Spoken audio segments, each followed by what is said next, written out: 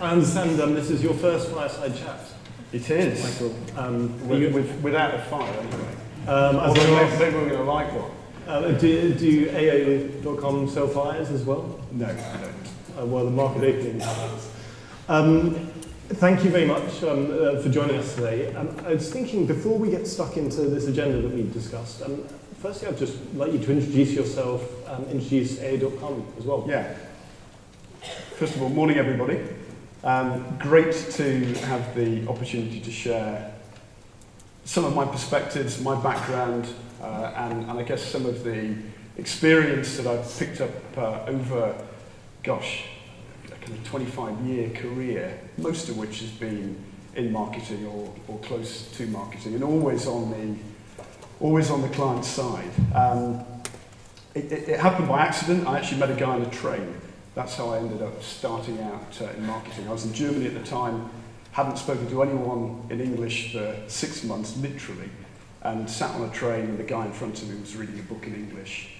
And I got chatting to him, and it turned out he was the marketing director of ICI Paints in West Germany, as it was at the time. And to cut a long story short, I started working for this guy over in Germany. Couldn't speak much German, which was a bit of a problem, and that then led me into the grad scheme at ICI Paints down in Slough, now Dulux Paint, part of Axel Nobel. And I had 5 years there working in sales and then marketing roles before moving back up north to join Morrison's. And at the time, Morrison's had 60 shops. They were very much a northern-based business, so I think we went up as far as Carlisle and way down south as far as Stamford in Lincolnshire. So 60 stores, real trading and operationally driven culture. And there'll be some of you guys in the room today, I know, who were actually part of the Morrison's journey even from those early days. And I think when I look back to that early time at Morrison's, in that incredibly trading and operational environment, it taught me the importance of being able to demonstrate the value that marketing and investing in marketing was adding to the business. With a very cynical bunch of commercial traders, how could I convince them of the value that marketing was adding? I spent 18 years at Morrison's, the last couple as actually a trading director, but before that 5.5 years as marketing director.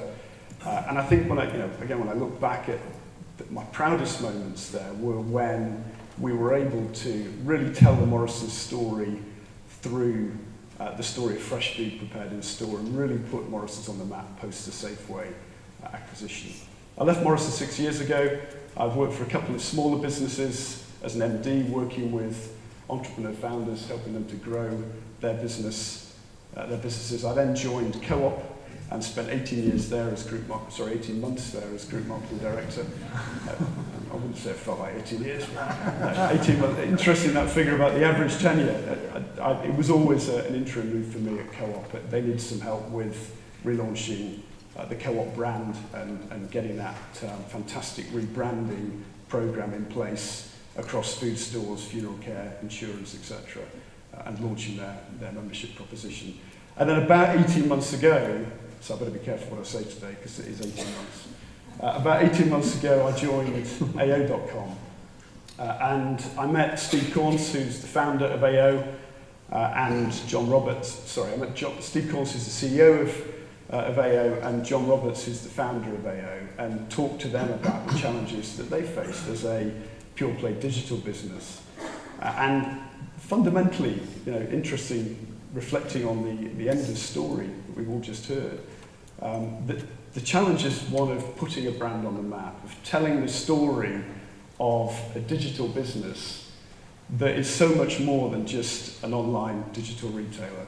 We sell appliances direct to consumer. We deliver to those households, mostly next day, through an incredible logistics operation that is owned by and operated by us, which is a surprise. A lot of consumers thinking about an online retailer think, well, it's just a website and a kind of, I'm not really sure where the stock comes from, not really sure who's going to show up at my house with the product. But in AA's case, the stock comes from us, and we're the people who show up at your front door delivering what it is that you've ordered. But it goes, sorry, I will finish, I promise.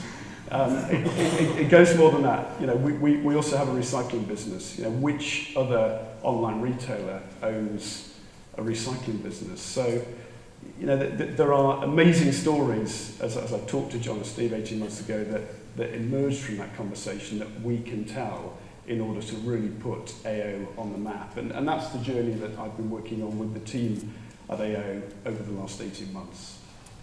So that's a great context to our discussion. And it was, I mean, I'm sure you must have felt the same. Listening to Jill's presentation there's a lot of assumptions or a lot of questions that she's asking of what is the context of the CMO? What kind of what questions are you being asked by procurement, by the CEO, by the founder? And I really want to get onto that quite soon. I've got some interesting questions to ask you around that.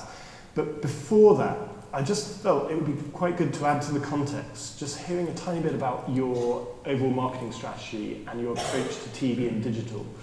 Can you give me the elevator pitch on that? Sure. So the challenge for us is that about 60% of what we sell is what you might call a distress purchase. It's when you've got a moment at home when your fridge breaks or your washing machine breaks. And in that moment, we need you to think of AO.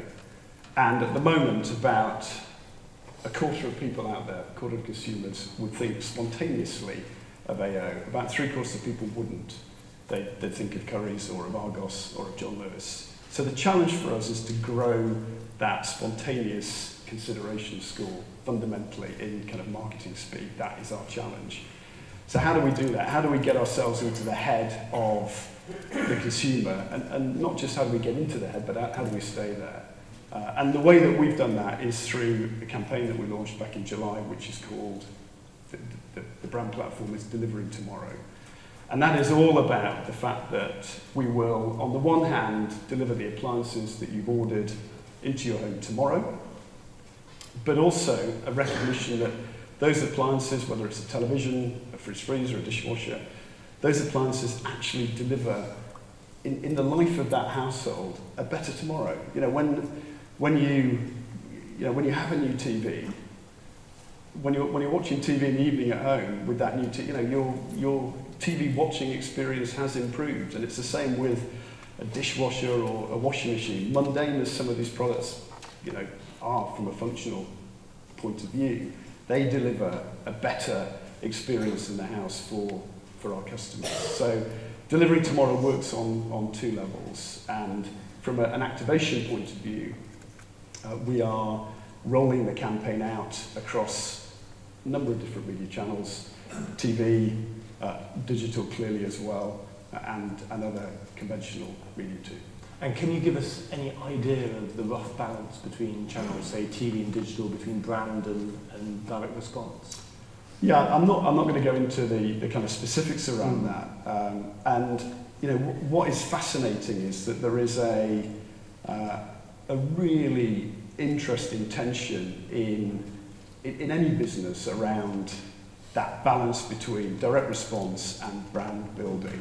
And you know, when I think back to the early days at Morrisons, it was the same then. You know, the trading and operationally driven mentality that I described, you know, they wanted press adverts. They wanted local press ads with 50 products in them so that we could make sure we got everything in front of the customer that week. And, you know, we'd then spend, you know, the review meeting the following week looking at sales of all of those 50 items and how, you know, trying to understand through looking at the data what impact had been delivered by those press ads. But actually, it was only really at Morrisons when we made the connection between the challenge at Morrisons was that it was seen as cheap and nasty down south in particular. You know, consumers when we bought Safeway, who had been used to shopping there, who were then faced by a Morrisons store, thought it was cheap food. So we had to build our quality credentials, and the way that we did that at Morrisons was by telling a story of fresh food prepared in store by experts, and that was brand building advertising.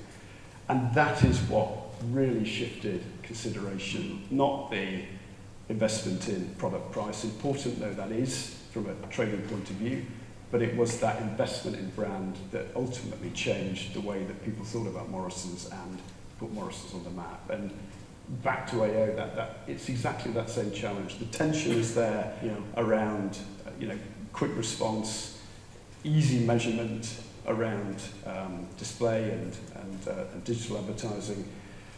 But there's also a recognition that in order to succeed, in order to grow that consideration, we have to invest in telling our story. So let's talk about your context now as a CMO. Who comes into your office and tells you or demands certain types of media spend? Is it the procurement team? Is it the CEO? Is it the founder? Or do they leave you to your own devices? Or where's that pressure coming from? There's some of the guys from AO in the room actually, so I should be careful. He loves you all. He loves you. Yeah, I mean, I don't think. I think that need for marketing to demonstrate its commercial role in the success of the business is still there. The pressure absolutely comes from the FD, absolutely comes from the CEO, absolutely comes from the COO. And comes from within the team as well. We're a business. AO is a business that's 18 years old. It's not just suddenly arrived overnight. It's an overnight success story that's taken 18 years to build, and a lot of that success has actually come down to understanding early the value of digital advertising and of getting the right formula and the right metrics, the right analysis, the right attribution in place. So, there is a tension, because the guys, the team, are so adept at that convincing the business of the value of brand investment, which inevitably takes more time to build and to embed, and we heard a little about that from Jim earlier. It's a challenge, but I think as long as you've got the right kind of measurement and metrics in place, and as long as there's clarity around what is this campaign here to do? It is not here to drive short-term sales line. It's here to drive medium and long-term consideration. As long as that understanding is in place, then I think it's doable. One of the things that Jill said, I like this quote, was real-time stats feed the desires of non-marketers. Would you agree with that? Does that resonate with you? Are there non-marketers who are won over by the real-time stats from, say, Google and Facebook?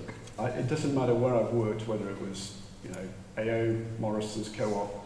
I think the expression "I'm not a marketeer, but" is one that's very often heard. Yeah. I think it was evidence. So we've started to talk about digital a tiny bit here. I'm interested to know whether you have a different approach to partnerships with, say, Google and Facebook versus partnerships with the broadcasters. I was at a conference in Canada recently where they'd done some qualitative research with CMOs and marketing directors, where they'd found out that Google and Facebook were seen much more as partners, coming in to arrange brainstorming events for the whole department, acting as consultants, having very direct conversations with the board. Would you agree with that? Do you find there's that kind of pressure from the digital giants at AO.com? Yeah, I wouldn't describe it as pressure from the digital giants, but I think what they have recognised is that there's a partnership to be built. I think they have the advantage in many instances, and it's the same with AO, of having a direct relationship with the business. We don't buy our relationship with Facebook and Google through an intermediary. We don't have a media buying agency that at one level sits between that relationship. So do you think that could lend to a bias? It could do, and I think we're very aware of that, and trying to ensure that isn't the case.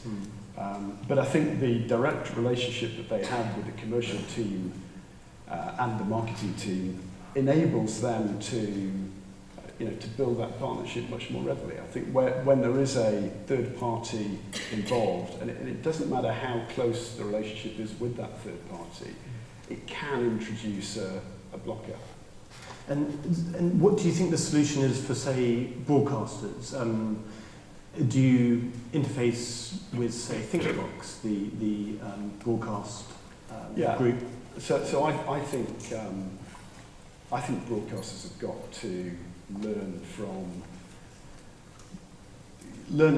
the experience of the digital players.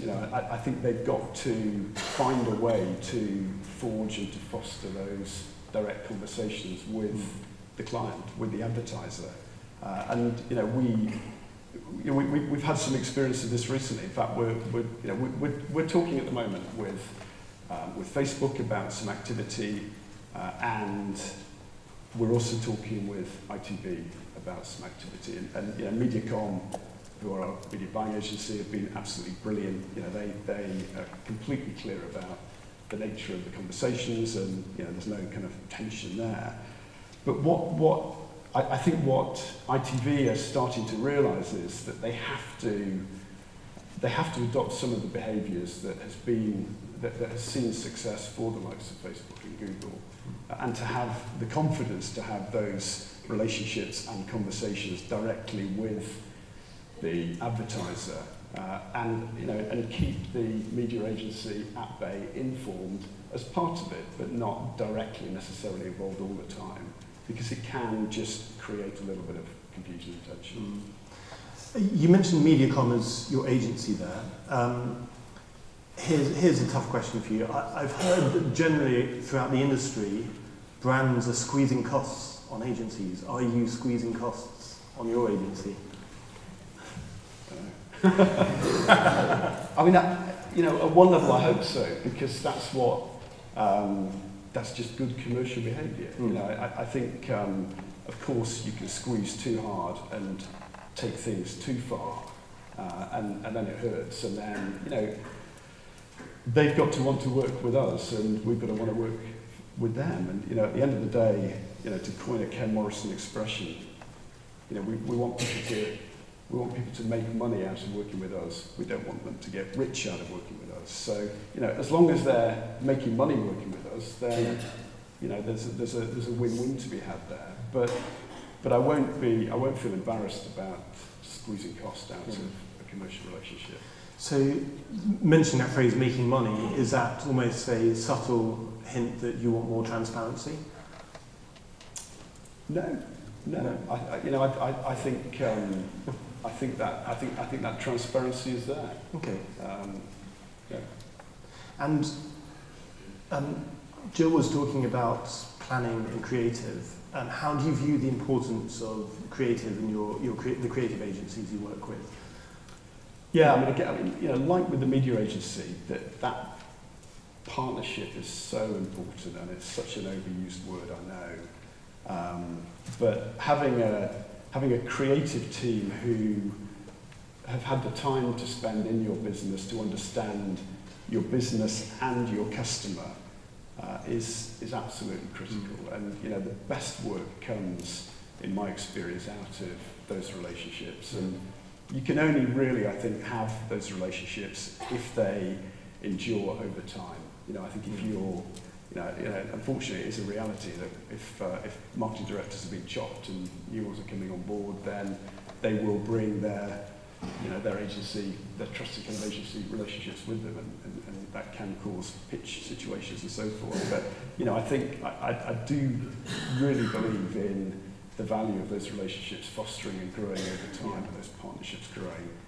And creative at the end of the day is the answer to most marketing directors' challenges. If we can find a way of telling a story, of putting a message in front of the customer at the right time in the right way, then that will be a route towards success. And just to allude to Jill's presentation again, do you ever come under pressure from procurement as to how much good creative might cost, or how much you might want to invest in good creative? Yeah, we actually don't have a procurement team at AO. Or the finance team? Yeah, certainly from a finance team perspective, yeah, very much so. Yeah, very much so. We've just got a few minutes left. Have I got any burning questions? So we've got a question there. Could we get a microphone to this chap? And can you please tell us who you are, please? Hello, Damien Fletcher from Wavemaker. Michael, can't help but notice that you've got 2 jobs in your title, Chief Brand and People Officer. Be really interested because it's unusual. Really interested to know whether that's 2 roles or what the interdependencies are between the 2 components.